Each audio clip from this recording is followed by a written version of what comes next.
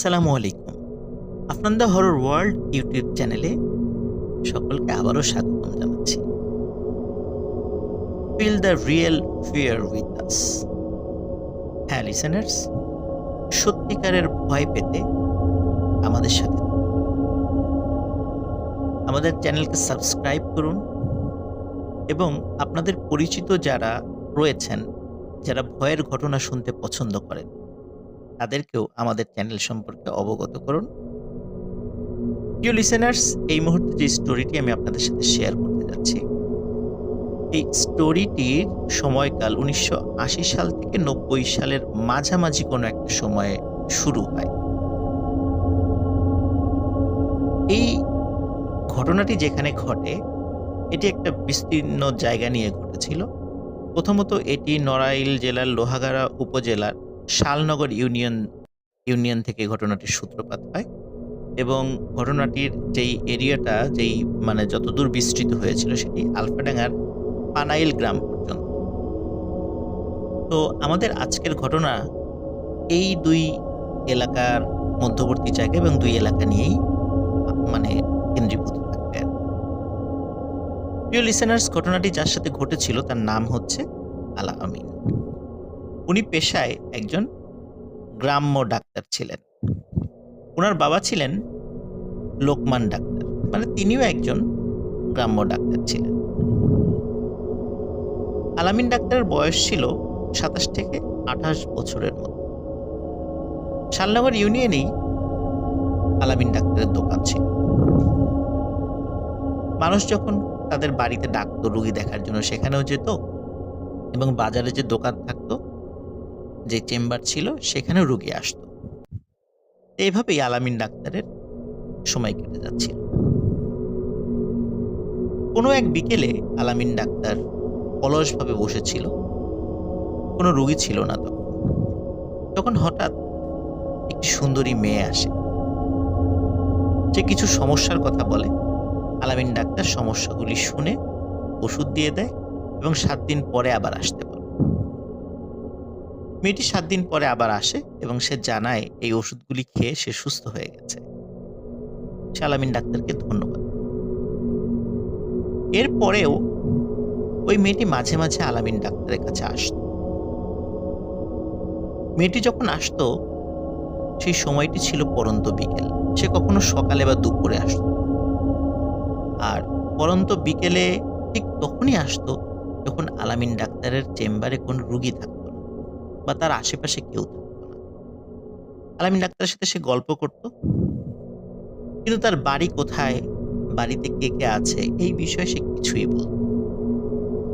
তবে তার নাম বলে তার নাম হচ্ছে সাবিনা। এর বাইরে আর কোনো তথ্য আলামিন ডাক্তারকে মেয়েটি দেয়। মেয়েটি মাঝে মাঝে আসতো, কথা বলতো। তার মার্জিত আচরণ, সুন্দর চেহারা, তার হাঁটা চলা সবকিছু দেখে আলামিন ডাক্তারের মনে ভালোবাসার জন্ম নেয়। মেয়েটিকে সে ভালোবাসত, কিন্তু সহজে সে বলতে পারে। কিন্তু ইশারা ইঙ্গিতে মেয়েটিকে সে বোঝানোর চেষ্টা করে। আলামিন ডাক্তার মেয়েটিকে বিয়ের কথা বলে, কিন্তু মেয়েটি এড়িয়ে যায়। মেয়েটি কথাগুলোর তেমন কোনো পাত্তা দেয়। মেয়েটি যখন কথাগুলো এড়িয়ে যেত, তখন আলামিন ডাক্তার মনে কষ্ট পেত যে মেয়েটি কেন বিয়ের কথা বললে বারবার এড়িয়ে যায়, অন্য প্রসঙ্গে চলে যায়, বিয়ের বিষয়ে আর কোনো কথা বলে। একদিন আলামিন ডাক্তার মেয়েটিকে বলে যে আমি তোমাদের বাড়িতে যেতে চাই। মেয়েটি প্রথমে বলে যে না, আমাদের বাড়িতে যাওয়া যাবে না, আপনি যাবেন না, যাওয়ার দরকার নাই, এই ধরনের কথা বলে। কিন্তু আলামিন ডাক্তারও নাছোড়বান্দা, সে যেতে চায়। মেয়েটি বলে ঠিক আছে, আমি সময় সুযোগ করে একদিন নিয়ে যাব। ঠিক একই রকম ভাবে কোনো এক বিকেলে মেয়েটি আসে। এবার সে সুন্দর একটি শাড়ি পরে এসেছে। শাড়িতে মেয়েটিকে আরো সুন্দর লাগছিল। সাধারণত মেয়েটি যখন আসতো, তখন থ্রি পিস বা সালোয়ার কামিজ এই ধরনের ড্রেস পরে আসত। ওই দিন আসে এবং আলাপচারিতায় মেয়েটি আলামিন ডাক্তারকে বলে, আপনি আমাদের বাড়িতে যেতে চেয়েছিলেন, যাবেন আজকে?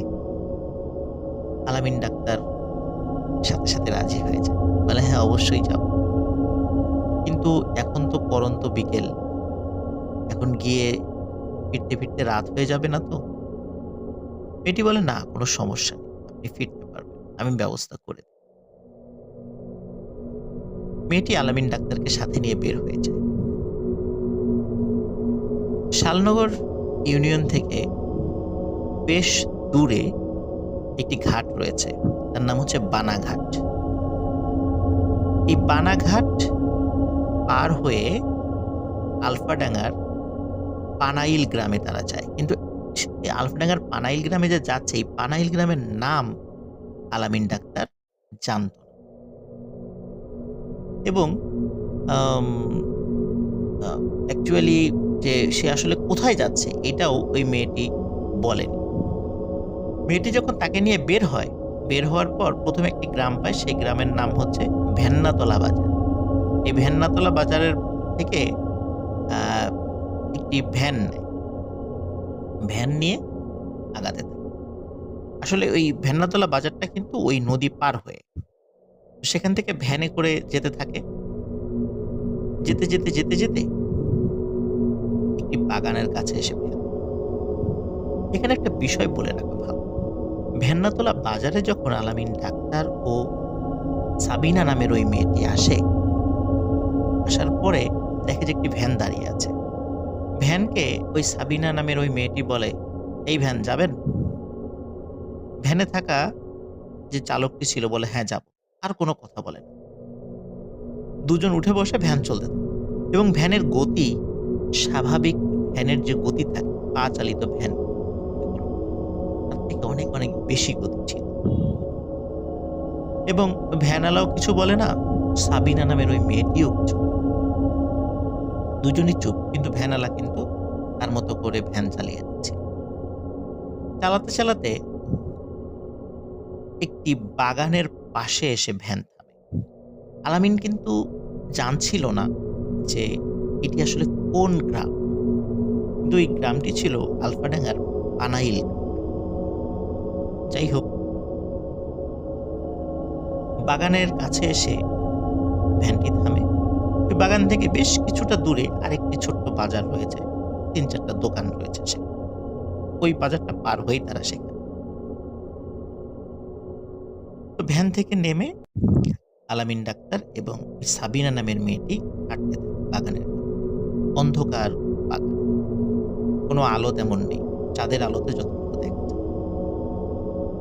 তখন আলামিন ডাক্তার ওই সাবিনা নামের ওই মেয়েটিকে বলে, তুমি প্রতিদিন এই বাগান পার হয়ে আসো, আবার যাও, তোমার তো যেতে যেতে বিকালে যখন আমার কাছে আসো, আবার যখন যাও তখন তো যেতে সন্ধ্যা হয়ে যায়, এরকম তোমার একা একা এই বাগান পার হয়ে যেতে ভয় লাগে না?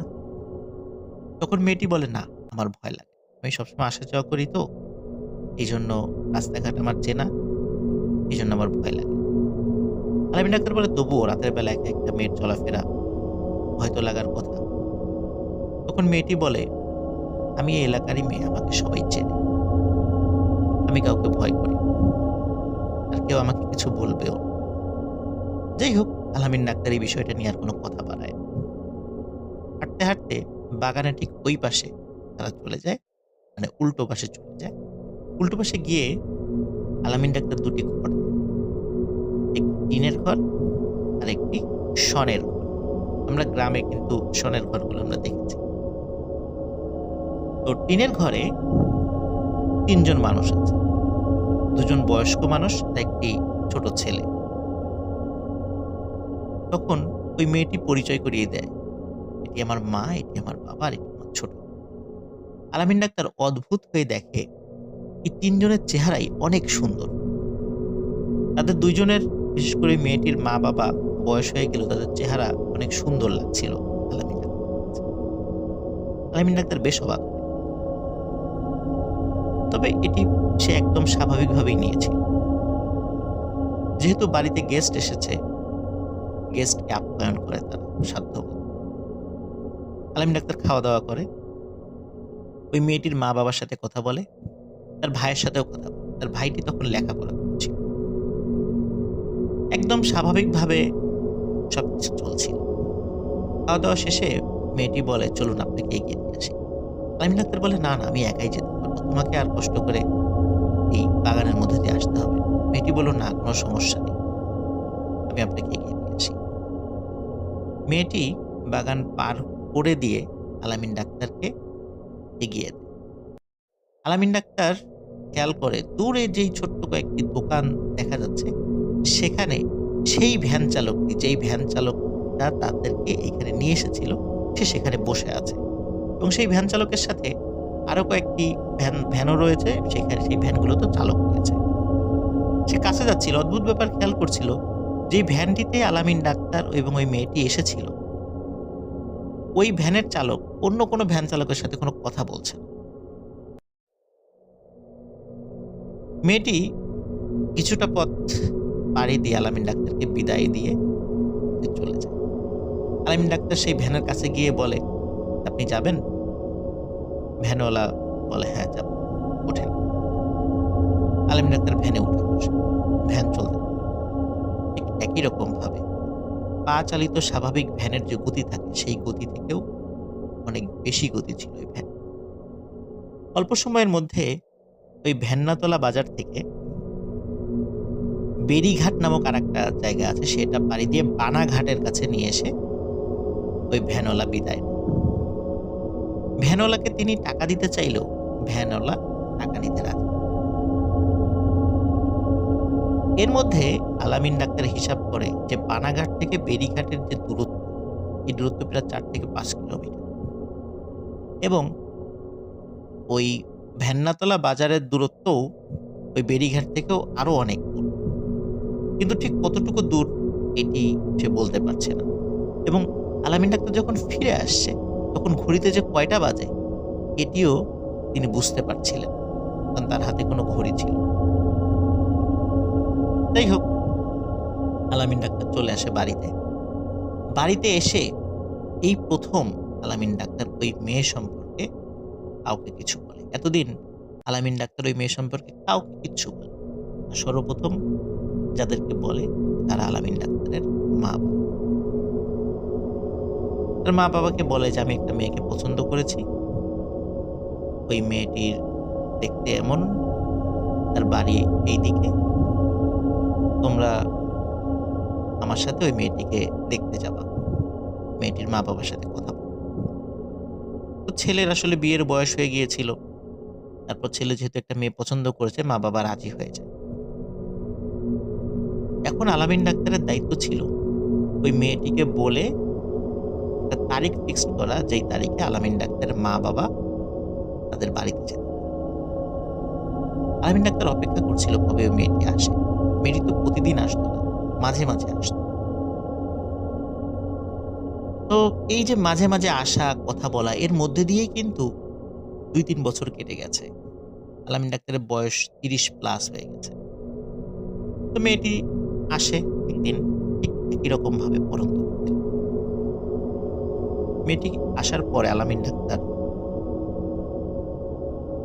বলে যে, "আমার মা-বাবা এবং আমি তোমাদের বাড়িতে যেতে চাই। আমার মা-বাবা তোমার মা-বাবার সাথে কথা বলে।" মেয়েটি হঠাৎ রেগে যায় এবং বলে, "না, এখনো সময় হয়নি। সময় হলে আমি জানাবো। আর আমার বাড়িতে আপনার মা-বাবার যাওয়ার প্রয়োজন নেই।" আলামিন ডাক্তার বলে যে, "না, আমি অত কথা বুঝি না। আসছে শুক্রবার আমি অবশ্যই আমার মা-বাবাকে নিয়ে তোমাদের বাড়িতে যাব।" মেয়েটি বলে, "না, আপনি যাবেন না।" কিন্তু আলামিন ডাক্তার বলে, "যাবো। তোমরা রেডি থেকো, আমরা যাব।"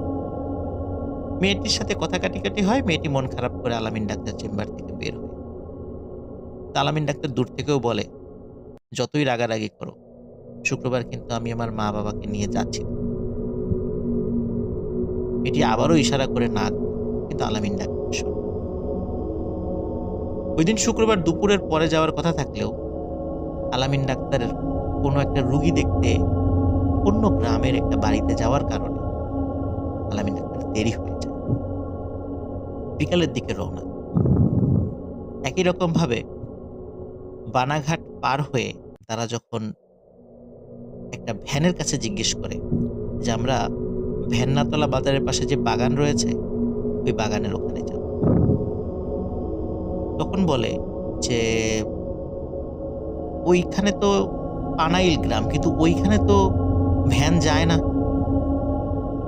তখন আলামিন ডাক্তার অবাক হয়। "কি বলেন? পানাইল গ্রামে ভ্যান যায় না? আমি নিজে গেছি সেখানে।"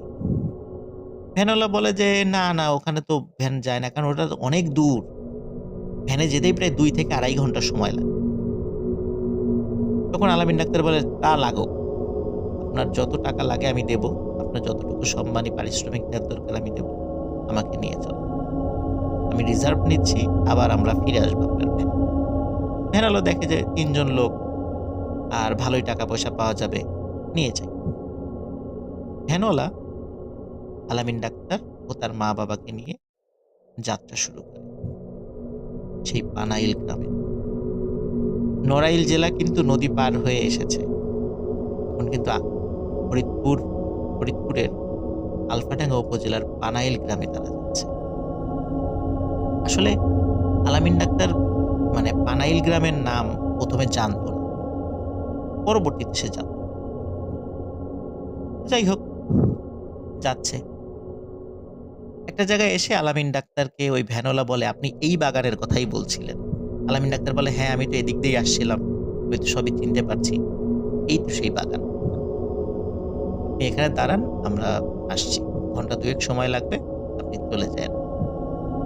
ভ্যানওয়ালা ওইখানে ওয়েট করতে থাকে। আলামিন ডাক্তার তার মা-বাবাকে নিয়ে জঙ্গলের ভিতর দিয়ে এগোতে থাকে। তখন কিন্তু রাত হয়ে গেছে। টর্চ লাইট ছিল। তারা যাচ্ছে। জঙ্গল পার হয়ে আলামিন ডাক্তার এমন একটি দৃশ্য দেখে, যেটা দেখার জন্য সে মোটেও প্রস্তুত ছিল না। সে কিন্তু কোনো ভয়ংকর দৃশ্য দেখেনি। একদম স্বাভাবিক বাস্তব একটা দৃশ্য দেখছে। কি সে দৃশ্য? সে দেখেছিল যে সে যেখানে দাঁড়িয়ে আছে সেখানে কোনো ঘরবাড়ি নেই। শুধু তাই নয়, তার চোখ যতদূর যাচ্ছে সামনে, ডানে, বাঁয়ে সেখানে কোনো ঘর নেই। আলামিন ডাক্তারকে তার মা-বাবা বলে, "বাবা, তুমি মনে হয় ভুল করে অন্য জায়গায় চলে এসেছো।" আলামিন ডাক্তার বলে, "না, আমি এই পথ দিয়ে এসেছি।" সে খুব কনফিডেন্ট ছিল যে সে এই পথ দিয়ে এসেছে। তারপরেও ভুল হতেই পারে মানুষের। আলামিন ডাক্তার এবং তার মা-বাবা আশেপাশের বেশ কিছু দূর পথ হাঁটাহাঁটি করে। তারা বুঝতে পারে এখানে আসলেই কোনো এবং ওই বাগানের ওই পাশে একটি চর রয়েছে, চরের ওই পাশে নদী রয়েছে। আলামিন ডাক্তার মন খারাপ করে ফিরে আসে। ফিরে আসার পরে ওই ভ্যান চালককে জিজ্ঞেস করে যে, "আচ্ছা, এখানে তো এরকম বাড়িঘর ছিল।" তখন ওই ভ্যান চালক বলে, "না, না, এখানে তো কোনো ঘরবাড়ি ছিল না। আমার জানা মতে এখানে কোনো ঘরবাড়ি নাই। বহুদিন ধরেই এখানে কোনো ঘরবাড়ি।" তখন আলামিন ডাক্তার এবং তার মা-বাবা মন খারাপ করে আবার ভ্যানে উঠে ওই ভ্যান্নাতলা বাজারের কাছে চলে আসে। আসার পরে সেখানে মানুষদেরকে বলে যে, "আমরা তো এখানে এসেছিলাম, ওই বাগানের ওই পাশে তো ঘরবাড়ি আছে। তো আমরা তো একটা বিয়ের কথা নিয়ে এসেছিলাম। তো ওইখানে আসলে আমরা তো কোনো ঘরবাড়ি দেখিনি।" স্থানীয় যেখানে ওই লোকজন যারা ওখানে ছিল তারা সবাই বলে, "না, না, ওইখানে তো আসলে কোনো ঘরবাড়ি নাই। ওখানে তো কোনো মানুষ বসবাস করে।" কিন্তু ওই গ্রামের একজন প্রবীণ মুরুব্বি দোকানে বসে চা খাচ্ছিল। আলামিন ডাক্তারকে এসে বলে, "এই ছেলে, তুমি আমাকে বিষয়টা খুলে বলো তো।" আলামিন ডাক্তার বিষয়টা খুলে বলে। ওই মুরুব্বি কিছুক্ষণ চুপ করে থেকে বলে, "বাবা, আমার মনে হচ্ছে তুমি কোনো একটা ছলনায় পড়ে গেছো। আর তুমি জুনির ছলনায় পড়েছ।" তখন আলামিন ডাক্তার বলে, "জুনি কে? জুনিকে তো আমি চিনি না।" এবং আশেপাশের কিছু লোকজন বলে যে, "আসলেই তো জুনি কে? জুনির নাম তো আমরা কখনো শুনিনি।" তখন ওই মুরুব্বি বলে, "এই বাগানের পাশেই একটি বাড়ি ছিল। এই বাড়িটা ছিল জুনিদের বাড়ি। এই ঘটনাটি বহু আগে। আমি এখন যে ঘটনাটি বলছি এটি ১৯৮০ থেকে ৯০ এর মাঝামাঝির দিকে। কিন্তু এই সময় থেকেও আরো 50 থেকে 60 বছর আগের ঘটনা ছিল। 1930 থেকে 40 সালের মধ্যবর্তী কোনো একটি সময়। তখন ব্রিটিশ পিরিয়ড ছিল ওই সময়ের। ওই মুরুব্বি বলছেন, বাগানের ওই পাশে জুনিদের বাড়ি ছিল না, ছিল এই পাশে, এই রাস্তার উল্টা পাশে। মানে জুনিদের বাড়ির ঠিক উল্টা পাশে বাগান। এই জুনি মেয়েটি অনেক সুন্দরী ছিল। জুনির মা বাবা ছিল, ওরা খুব গরিব ছিল। জুনির বাবা মানুষের খেতে খামারে কাজ করত, জুনির মা মানুষের বাড়িতে গিয়ে কিছু ছোটখাটো কাজ টাজ করত। আর জুনিও কোনো কোনো বাড়িতে গিয়ে টুকটাক কাজ করত। জুনির একটা ছোট ভাই ছিল, লেখাপড়া স্কুলে যেত। গ্রামের কিছু বখাটা ছেলেদের উৎপাতে জুনি খুব অতিষ্ঠ থাকত। কোনো এক রাতে এই বখাটা ছেলেপেলেদের দ্বারা জুনি মারাত্মক নিগৃহীত হয়। লজ্জায় অপমানে জুনি তার এই বাসার কাছে একটি আম গাছের ডালে সুইসাইড করে। মেয়ের মৃত্যুতে প্রচন্ড শোকে কিছুদিনের মধ্যে জুনির মা বাবা দুইজনই মারা যায়। জুনির ছোট ভাই, সে শারীরিকভাবে কিছুটা অসুস্থ ছিল, সেও ধুকে ধুকে মারা যায়, কারণ তার এই দুনিয়াতে আপন বলে কেউ ছিল। ওই মুরব্বী আলামিন ডাক্তারকে বলে, তুমি আসলে জুনিরই খপ্পরে পড়েছ। যাই হোক, আসলে এটি একটি ছলনা ছিল, তোমরা চলে যাও। আলামিন ডাক্তার ওই মুরব্বীর কাছ থেকে এই জুনির গল্প শুনে শুধু আলামিন ডাক্তার নয়, শুধু আলামিন ডাক্তারের মা বাবা নয়, স্থানীয় আশেপাশের আরো অনেক মানুষই খুবই অবাক হয়। যাই হোক, আলামিন ডাক্তার বাড়িতে চলে আসে, তার মন টন খুব খারাপ থাকে। ওই রাত্রে আলামিন ডাক্তার সেই সাবিনা নামের মেয়েটিকে স্বপ্নে দেখে সাবিনা নামের ওই মেয়েটি এসেছে। আসার পরে আলামিন ডাক্তার তাকে বলে, তোমার নাম কি জুনি? তখন ওই মেয়েটি বলে, হ্যাঁ, আমার নাম জুনি। তখন ওই মেয়েটি বলে, আমি তোকে বারবার বলেছি যে এখনো সময় হয়নি। তারপরও তুই আমার কথা শুনিস। তুই আমার বিষয়টা তোর মা বাবাকে বলেছিস এবং এখন ওই বিষয়টি আরো অনেক মানুষ জেনে গেছে। তুই কাজটি ভালো করিস। তুই তো আমাকে বিয়ে করতে পারবেই না, সেটা সম্ভব না। তোকে আমি অন্য কোথাও বিয়ে হতে দেব। এই কথা বলার পরে আলামিন ডাক্তারের স্বপ্ন ভেঙে যায়। সে মনে করে হয়তো সে দুঃস্বপ্ন দেখছে, কিন্তু সে বুঝতে পারে না তার আসল দুঃস্বপ্নের শুরুটা এখনই শুরু। আলামিন ডাক্তার সারাদিন মন টন খারাপ করে থাকত। জুনির কারণে সে খুব মনে কষ্ট পেয়েছিল। সে দোকান, তার যে চেম্বার ছিল শালনগর ইউনিয়নের যে বাজারে, সেখানে সে খুব একটা বেশি যেত না। কোনো বাড়ি থেকে রুগী ডাকার ডাক পেলে সে তখনই শুধু যেত, আর অধিকাংশ সময় মন খারাপ করে বাড়িতে বসে থাকে। মা বাবা ছেলের এই মন খারাপের কারণ বুঝতে পেরে তারা চিন্তা করলেন যে ছেলেকে বিয়ে দিতে। আত্মীয় স্বজনের মাধ্যমে একই গ্রামের একটি মেয়েকে দেখার জন্য সময় নির্ধারণ করা হয়।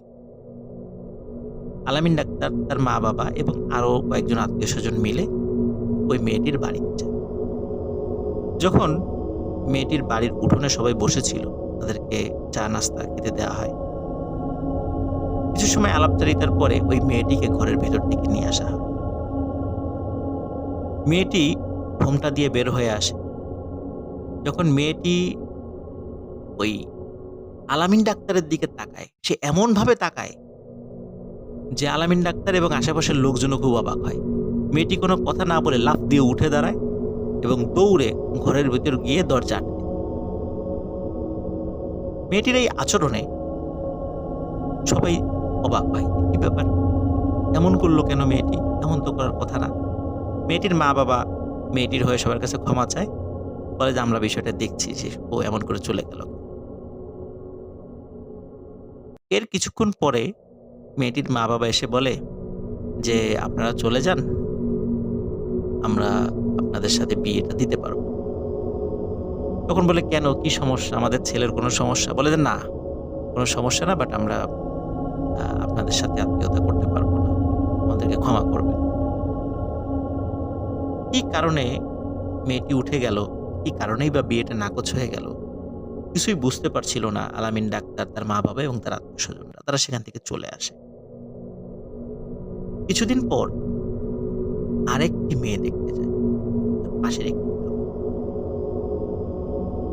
মেয়েটিকে যখন একই রকমভাবে আলামিন ডাক্তারের সামনে নিয়ে আসা হয়, মেয়েটি চোখ বড়, বড় করে আলামিনের ডাক্তারের দিকে তাকিয়ে বলে যে, "এটা কে?" তখন আশেপাশের লোকজন বলে যে, "এই যে এটা তো আলামিন ডাক্তার।" বলে, "না, এটা তো একটা মেয়ে মানুষ।" সবাই হাসাহাসি শুরু করে। কি বলে? জলজান্ত একটা ছেলে শার্ট প্যান্ট পরে বসে আছে। আর এই মেয়ে বলে এটা নাকি মেয়ে মানুষ। তখন বলে, "না, ইনি তো মেয়ে মানুষ। মেয়ে মানুষের সাথে কি মেয়ে মানুষের বিয়ে হয় নাকি? আমি এ বিয়ে করব না।" এই বলে সে উঠে চলে যায়। তো মেয়ের এই আচরণে সবাই অবাক হয়। কারণ আসলে তো সেখানে আলামিন ডাক্তার ছিল, কোনো মেয়ে মানুষ ছিল না।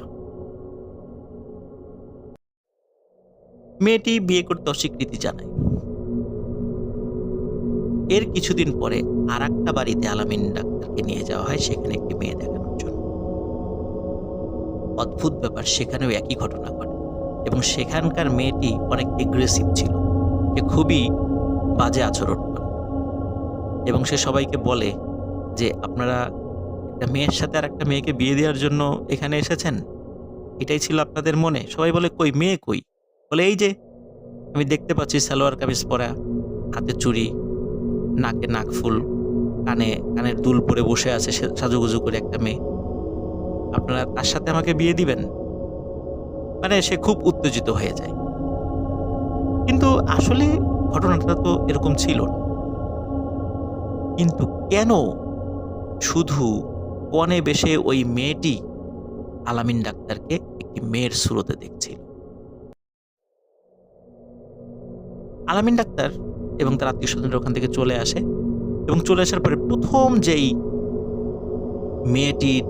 মেয়েটিকে দেখানো হয়েছিল, সেই মেয়ের পরিবারের সাথে যোগাযোগ করে যে কেন ওই মেয়েটি উঠে চলে গিয়েছিল।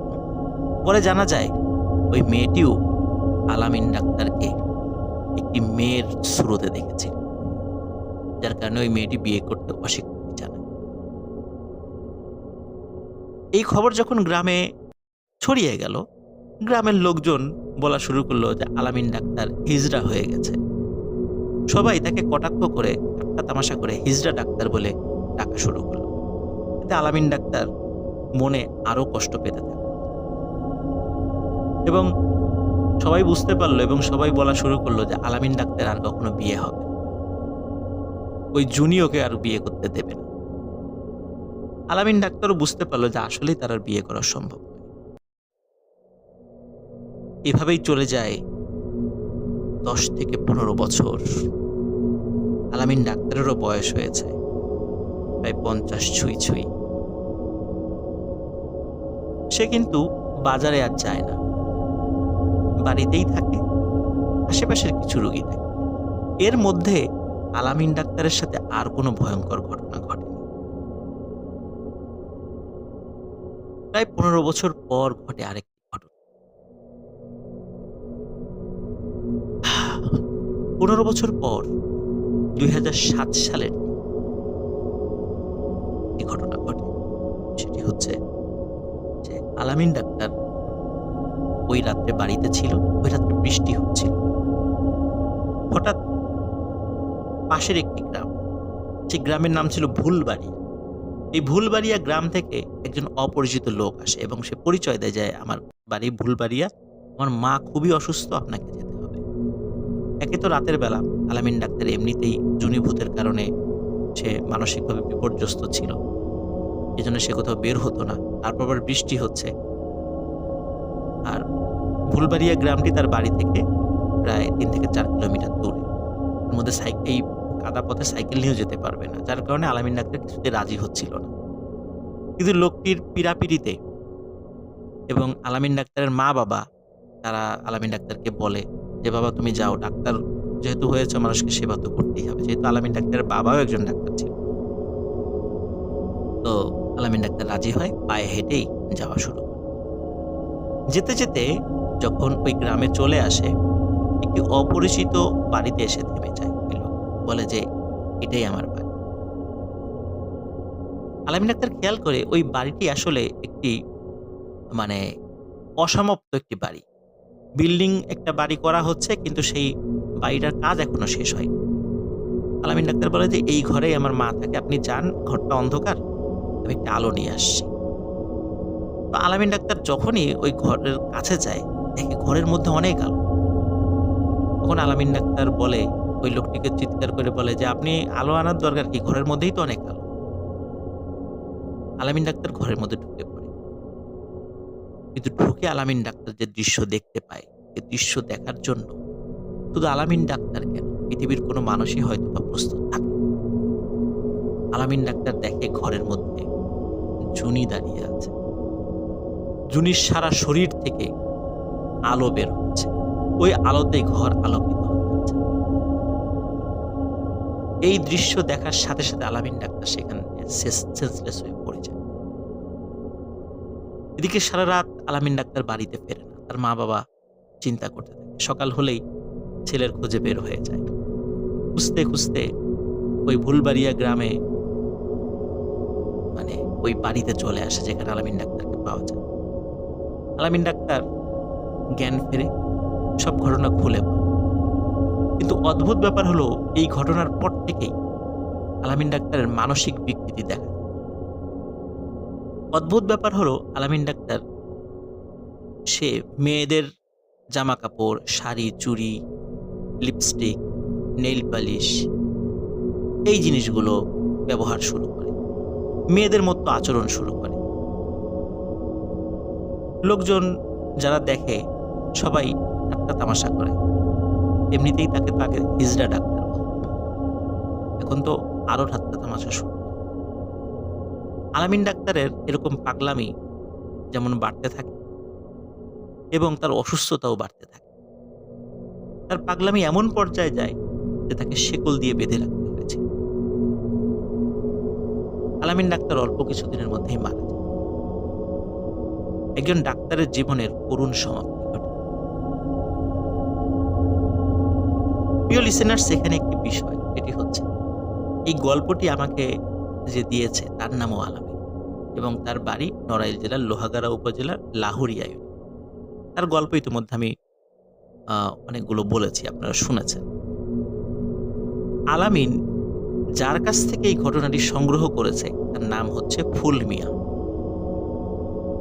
আর ফুল মিয়া হচ্ছে সেই ব্যক্তি যেই ব্যক্তির ভ্যানে আলামিন এবং তার মা বাবা সেই বাগান পর্যন্ত এসেছিল। এই বাগান পর্যন্ত এসেছিল এবং এই লোকটি আবার তাদেরকে বানাঘাট পর্যন্ত এগিয়ে দিয়েছিল। এই ফুল মিয়ার কাছ থেকে আলামিন এই ঘটনাটি সংগ্রহ করে। কিভাবে একটি ডাক্তারের জীবনের করুণ সমাপ্তি ঘটল, এই গল্পের মাধ্যমে আপনারা জানতে পারলেন। প্রিয় লিসেনার্স, এই গল্পের মধ্যে কিছু মোরালস রয়েছে। সেগুলো কি? এগুলো আমরা জানতে পারি আলামিন ডাক্তারের যখন আচরণ, আলামিন ডাক্তার যখন পণে দেখতে যাচ্ছিল এবং তাকে মেয়ের সুরতে দেখছিল ওই পণের বেশের মেয়েরা, তখন আলামিন ডাক্তারের মা বাবা হুজুরের কাছে নিয়ে যায়, কোনো এক ভালো হুজুরের কাছে নিয়ে যায়। তখন হুজুর তখন কিছু কথা বলেছিল। সেটি হচ্ছে যে আলামিন ওই মেয়ের সাথে কথা বলতো, এই পর্যন্তই ঠিক ছিল। তাকে ওই মেয়েটি তার বাড়িতে নিয়ে গেছে, এই পর্যন্তও ঠিক ছিল। কিন্তু তারপরে আলামিন ডাক্তার বিয়ের জন্য যে পীড়াপিড়ি শুরু করে এবং অন্য লোকদেরকেও সেই বাড়িতে নিয়ে যায় এবং অনেক লোকের জানাজানি হয়ে যায়, এটি ওই জিন, জুনিভূতের ওই জিন সেটা মেনে নেয়, যার কারণে এই জিনটি তার পিছু লেগেছে। এর থেকে নিষ্কৃতি পাওয়ার আর কোনো উপায় নেই। তখন ওই হুজুর কিছু পরামর্শ দিয়েছিল, সেটি হচ্ছে জিনেরা যদি কোনো বিষয়ে রাজি না হয়, তাদেরকে পীড়াপিড়ি করে সেই কাজটি করাতে গেলে ভয়াবহ রকমের বিপদ হবে। এই জন্য জিনদেরকে দিয়ে কোনো কাজ করানো উচিত না, তাদের ইচ্ছার বিরুদ্ধে। এমনকি জিনরা যদি ইচ্ছাও করে, তারপরেও তাদেরকে দিয়ে কোনো কাজ নেয়াটা উচিত।